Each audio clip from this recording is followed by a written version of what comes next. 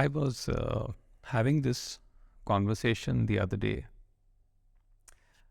where this person asked me that if I worship God as an image, as an idol, say if I worship the image of Lord Shiva or Lord Krishna, then is it impossible for me to have this non-dual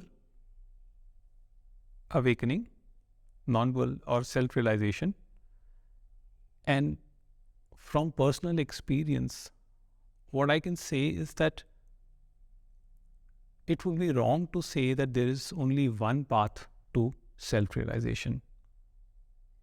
So self-realization can happen through karma yoga, the path of selfless or desireless action, bhakti yoga, the path of devotion, or jnana yoga, the path of knowledge.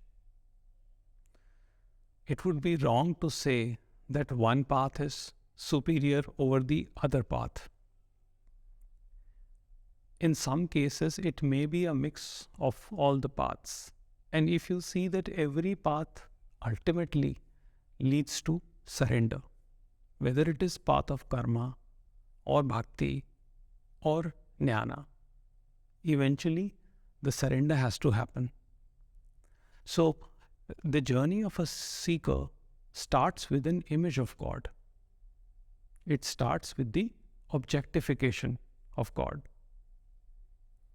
But as the awareness increases and as the mind becomes silent, and subsequently when this understanding dawns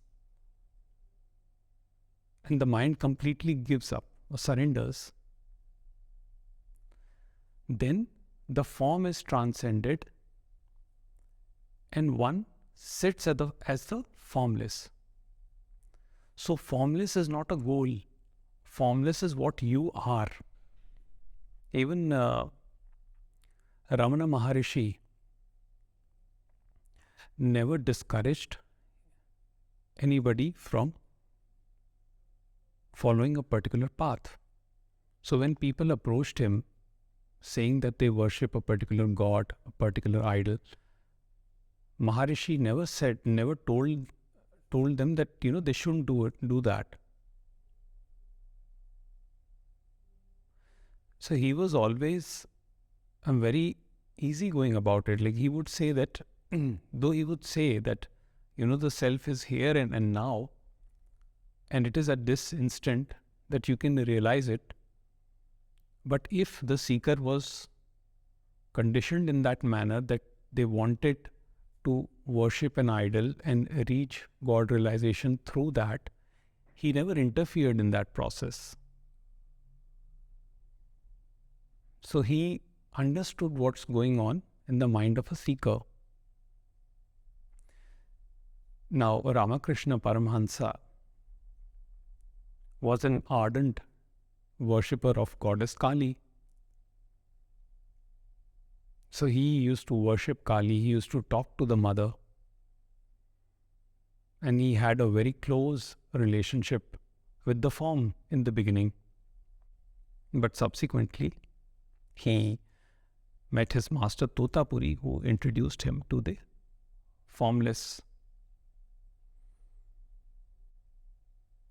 Even in Bhagavad Gita, initially Lord Krishna explained the formless aspect of God to Arjuna. But when he saw that Arjuna is not able to understand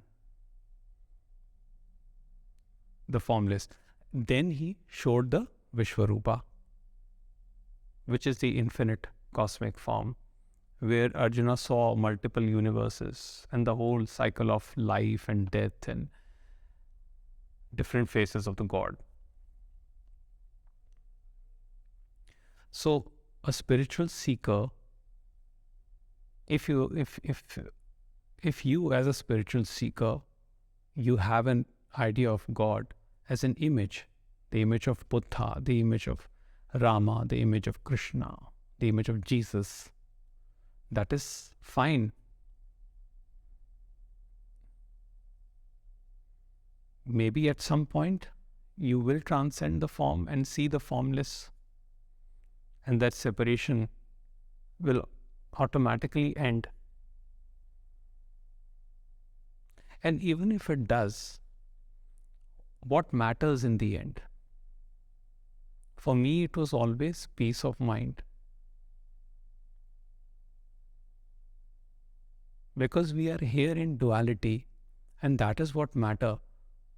So all this discussion and debate about whether the idol worship or this form of worship or that form of worship, in the end I would say that to each is its own, because everything is predetermined.